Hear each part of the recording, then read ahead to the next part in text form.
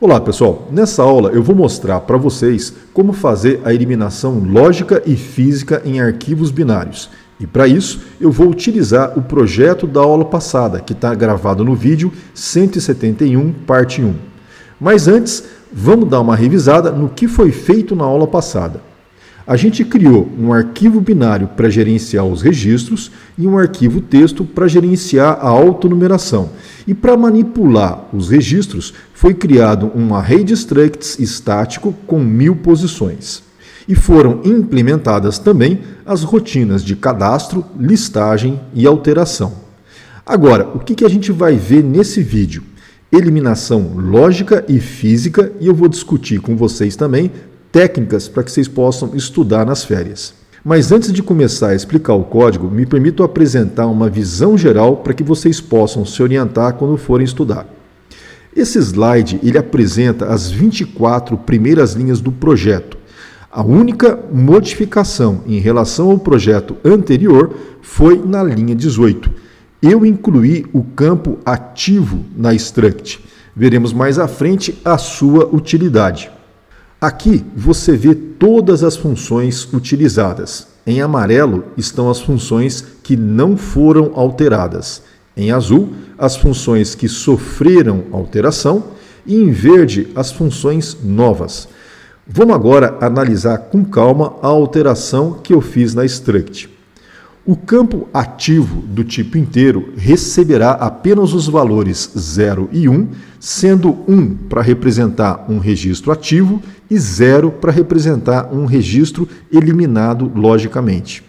A eliminação lógica difere da física por ser possível reverter o processo, ou seja, registros com exclusão lógica podem ser recuperados e os registros que sofreram eliminação física não podem ser recuperados.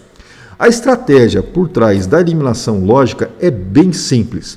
Se o campo ativo tiver com 0, é dito que esse registro está excluído de forma lógica e, assim sendo, não aparecerá nos relatórios existentes. No entanto, eu fiz um relatório específico para listar esses registros. Ok. Agora a gente pode iniciar a análise das funções. Vamos começar pela função main.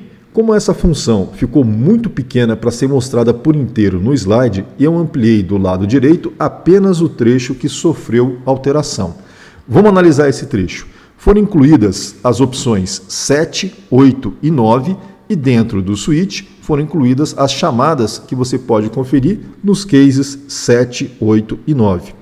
A opção 7 e a opção 8 fazem as exclusões lógica e física e a opção 9 lista os registros com campo ativo igual a 0, ou seja, foram os registros que foram excluídos logicamente. Agora, vamos analisar a função cadastrar triângulo.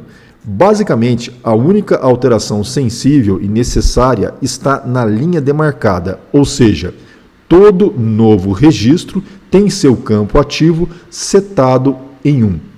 No entanto, se você assistiu à aula passada e já implementou o código dela, deve ter reparado nesse trecho de código. Esse trecho corrige um possível bug que ocorreria se e somente se a função gerar_id tivesse problemas em gerar o ID deste novo registro.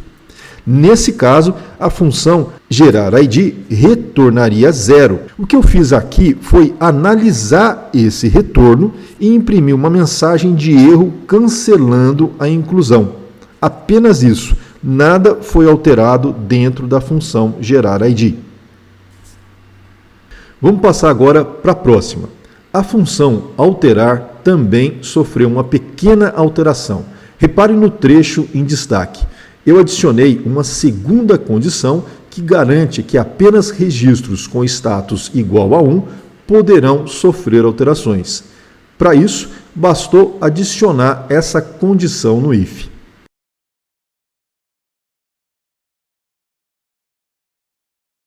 Veja agora na função listar que o if recebe também esse mesmo acréscimo que foi feito na função alterar. Ou seja, apenas registros com status igual a 1 poderão ser listados. Mas tenha atenção que esse condicional mistura agora dois operadores lógicos distintos, o AND e o OR. Se você ainda tem dúvidas sobre esse assunto, assista a aula 47. Vamos partir agora para analisar as funções novas.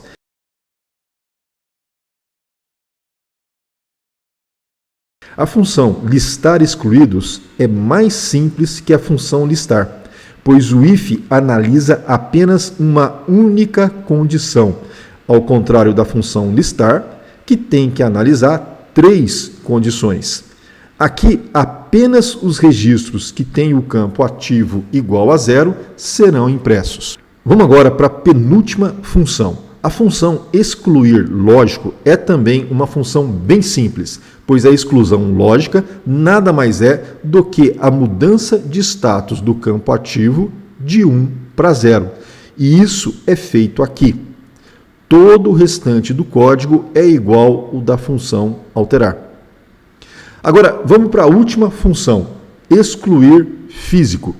A eliminação física pode ser feita de várias formas. Eu vou implementar a mais fácil delas, mas vou explicar outra possibilidade. Vamos lá. A ideia por trás desse algoritmo é, num primeiro momento, recriar o arquivo triângulos.bin. E eu faço isso abrindo o arquivo no modo WB. Repare que se houver uma queda de energia após essa execução, eu perco todos os registros cadastrados. Por isso, eu estou contando que isso não vai acontecer. Na sequência, eu faço uma varredura em todos os registros do array e gravo um a um apenas os que têm o campo ativo igual a 1, desprezando dessa forma os campos que estão com ativo igual a 0. Em seguida, eu preciso atualizar o array de structs, pois ele ainda contém os registros com ativo igual a 0. Para fazer isso, eu posso recarregar os registros do arquivo no array, mas eu tenho também que zerar a variável que controla a quantidade de elementos do array.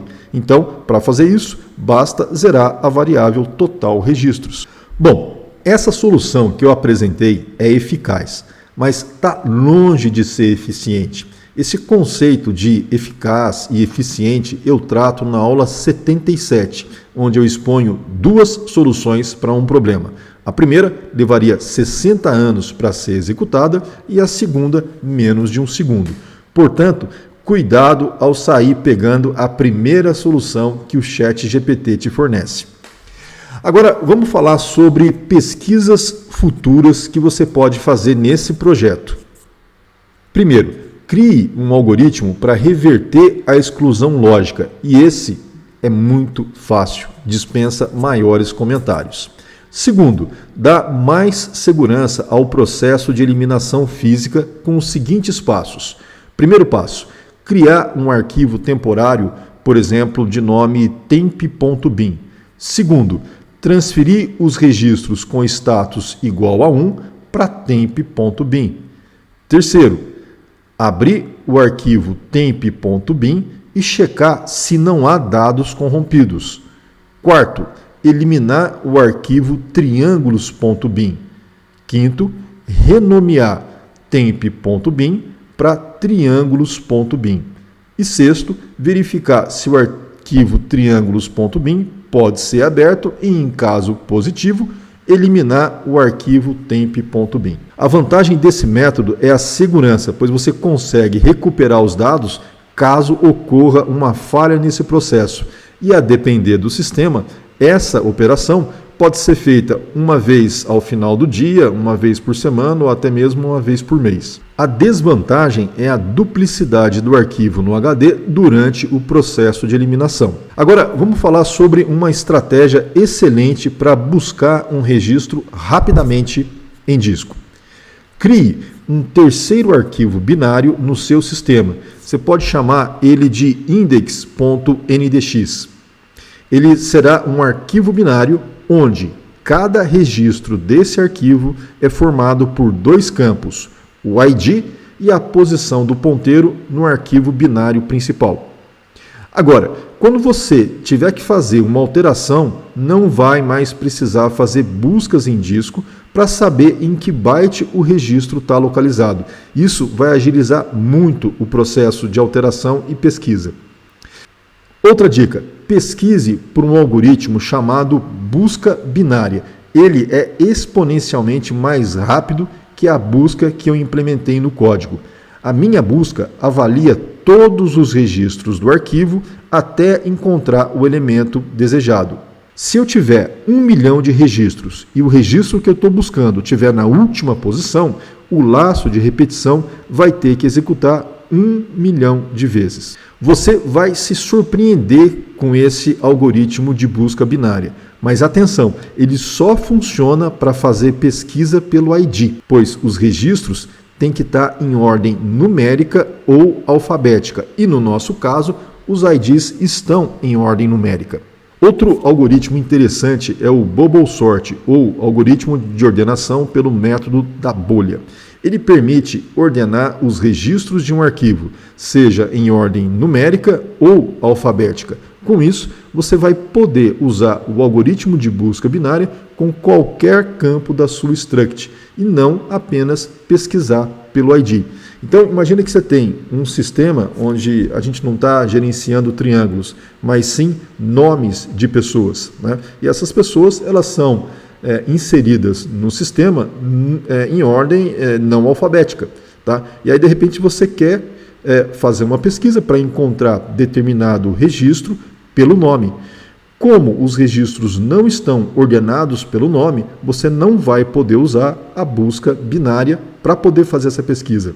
Então, o que é necessário nesse caso? Primeiro, você tem que ter um algoritmo de ordenação para ordenar os seus registros pelo nome e aí sim, na sequência, usar o algoritmo de busca binária para buscar um nome rapidamente no seu sistema. E a última dica que eu vou passar para vocês é usar alocação dinâmica de memória no lugar de alocação estática que eu usei nesse projeto. A alocação estática tem a vantagem de ser mais simples de implementar, mas a desvantagem de limitar a quantidade de registros que podem ser gravados no arquivo. Outra desvantagem é o desperdício de memória RAM. Quando você declara um array de structs com 1 milhão de posições e só usa 2 delas, você está desperdiçando 998 posições que estão ocupando memória RAM de forma desnecessária. A alocação dinâmica de memória aloca um espaço na memória RAM à medida que novos registros surgem. Eu vou gravar, na sequência dessa aula, uma versão desse projeto, desse mesmo projeto do triângulo, usando alocação dinâmica de memória e disponibilizar para vocês assistirem na aula 171, parte 3. Mas façam isso nas férias, com mais calma. Agora o objetivo é se dedicar a finalizar esse projeto que eu passei para vocês e trabalhar no projeto de extensão.